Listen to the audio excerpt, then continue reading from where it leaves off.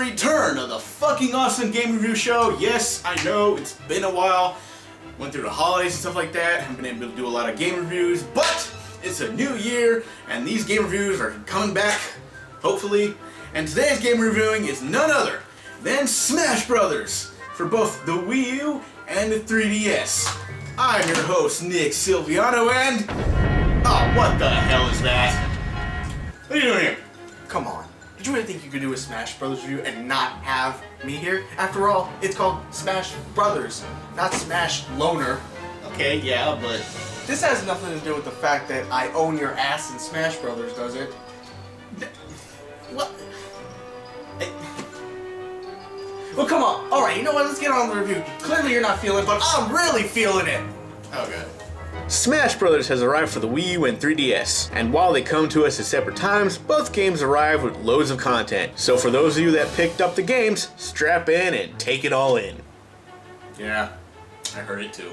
Classic Mode makes its return as a staple of the Smash Brothers series. Pick your character and take on other enemies and multiple objectives. Though I gotta be honest, it seems very stripped down compared to previous Classic Modes. You can pick the direction of where you want to go and who to fight, which is good, but most of the fights just seem like multi-character battles. It's good that you can play Classic Mode to unlock customizable parts and moves for characters, but it doesn't seem to offer much else in the way of gameplay. You can choose the difficulty setting before the game. The higher the difficulty, the more items, trophies, and moves you can unlock. A new feature is the ability to play Classic Mode 2-player. It's a pretty good addition to the game. It can help you out if you want to have a friend join in to help you out on those higher difficulty settings. Yeah, I wasn't really, that enthusiastic about Classic Mode in this version because it just didn't seem as robust as, you know, the previous Classic Mode. I mean, I get it's just there to have the Classic Mode, but it feels really stripped down, and they just took away a lot of the other stuff, you know, like, I mean, you can still do team battles, but there's like, it takes away, as far as I know, there's not really any, giant battles.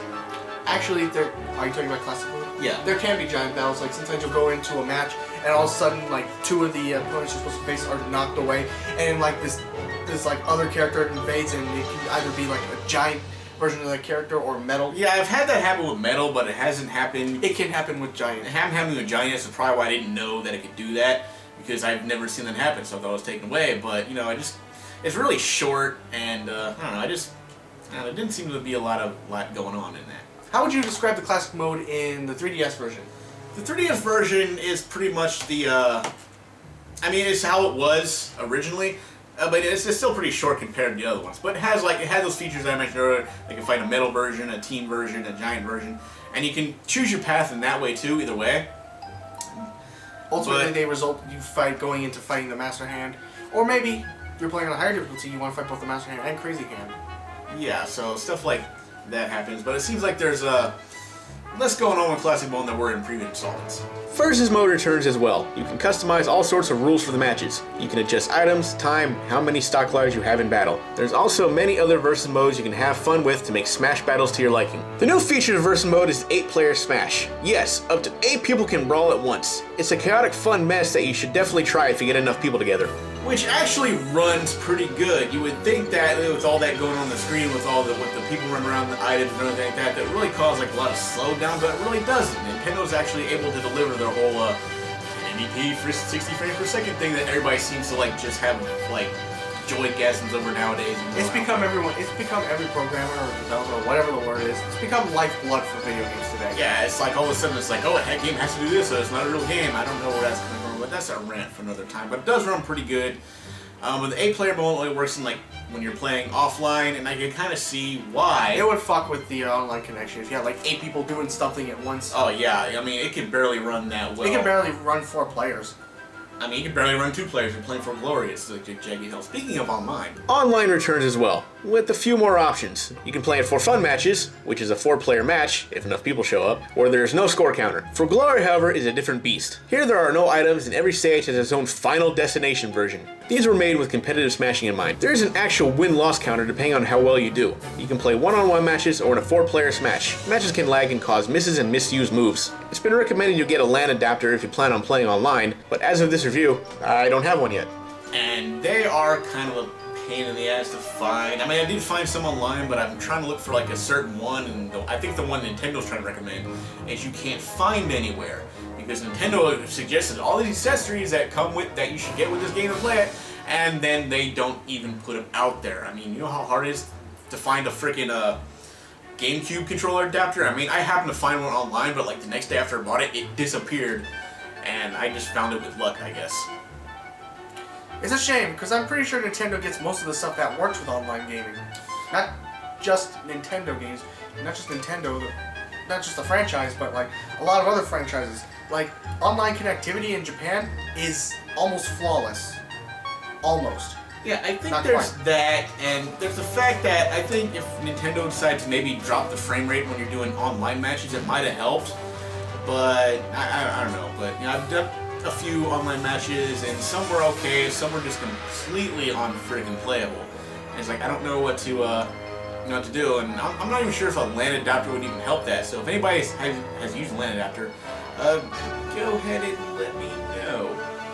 But other than that, online is fun. You can also play with friends if you get friends list. No friends codes, thankfully. You don't have to deal with that crap anymore. Just your friend online, join the match, and you're good to go. You can also do team matches, which is pretty cool. But still for players, and the online connectivity can drop to shit. Yeah. Then there's Smash Tour.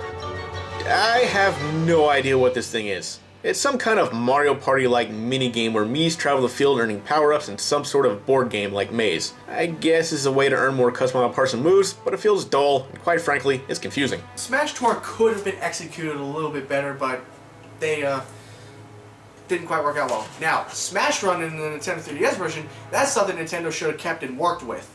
Because if you could get 4 people together for Smash Run's fun. And if you can get 4 people together, it's probably like, you're gonna have a blast. But unfortunately, Smash Tour doesn't quite work. Yeah, you can choose like 3 different kinds of boards. I don't know what to call it. There's like a small one, a medium one, a large one. I know a lot of people have explained, it's explained what Smash Run does in a lot of different videos and reviews, but I still don't know what the hell it is. I can explain. Smash Run is basically, you pick a character and you go through like this huge hub world area. Yeah, I got that part.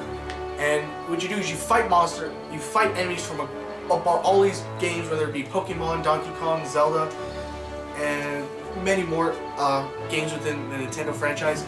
And when you kill them, you get power-ups. And sometimes, like, at certain intervals in Smash Run, like a big monster will show up, or a treasure chest, a special treasure chest will show up, and you'll get like extra special items and customization parts and all that.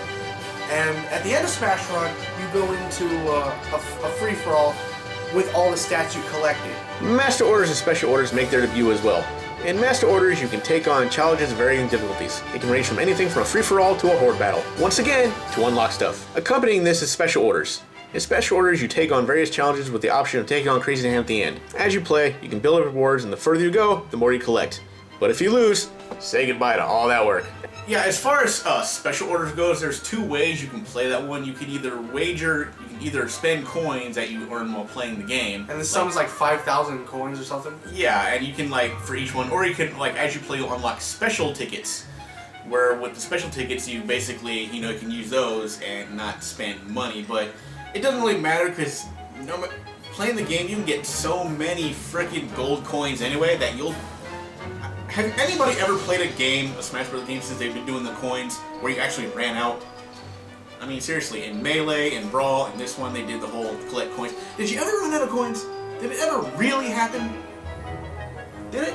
No. Yeah, I don't think so. You can, just play, classic mode for, hours upon end, and you can have, all the coins in the freaking game world or whatever. It's... I don't know, I guess... Only getting coins like that was... money like that was easy in real life. Right? Just hit everything, you hit the bushes, coins, money flies out. You go to the market, you come home with a melon, you cut it open, money comes out. Damn, no coins. And of course, there's event mode. You've seen this before. You enter battles under certain conditions, and in doing so, unlock more stuff. Basically, all these modes are here to help you unlock stuff. Although I guess one could argue it's for bragging rights. But in all honesty, no one's gonna care if you complete it or not. So yeah, basically that's event mode. You've seen it before, nothing special here. It can go from ridiculously easy to blitheringly difficult. I don't know if that's blithering. It's probably not a word, I just made it up, but no.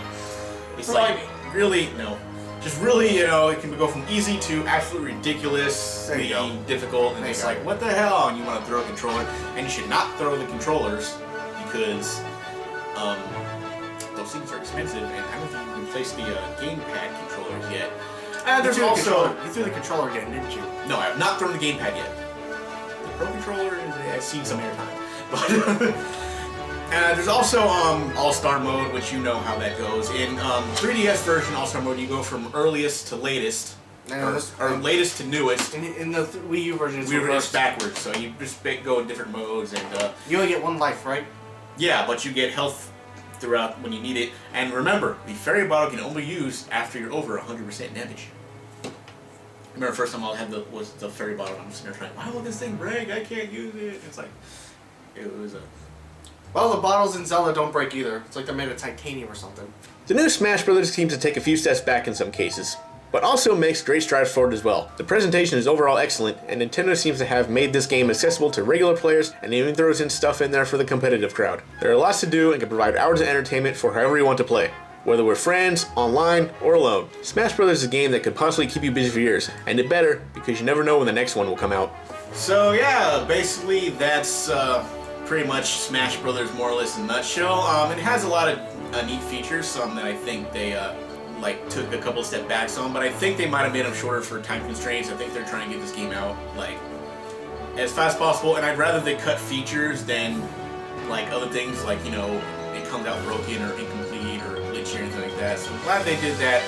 Some of the characters are extremely overpowered, but other than that, and you have a lot of decent control options. You can use a GameCube controller if you can find the fucking GameCube adapter. Which, I mean, even if you can't, I heard it costs a fortune nowadays. Which I got mine for $20. But we already had GameCube controllers beforehand, so... Yeah, so there's that. And you can get the Smash Brothers themed GameCube controller, no problem. That's fucking everywhere. Oh yeah, Smash Bros. It's got a little icon above the start button. Yeah, that's really Smash Bros. I have one over there, but I don't feel like getting it. But yeah, but other than that, like the adapter part, the LAN adapter is all the pain in the ass to find. The amiibos, which this game supports, which everyone's going and batshit insane over. Which also seems to be something and buying hundreds of amiibos off the shelf, so no one else can get them. We're going to already talked about that. We can have these amiibos, and now we're discontinuing some of them. We're not saying which ones. I don't know what Nintendo's going on with that one, but that's a stupid business model. Maybe it's a cash grab. A lot of music, and U2 is coming up as a DLC character later on. I'm sure he'll be by now. Ridiculously overpowered. Although I'm kind of wondering how it's going to work if Club Nintendo's shutting down.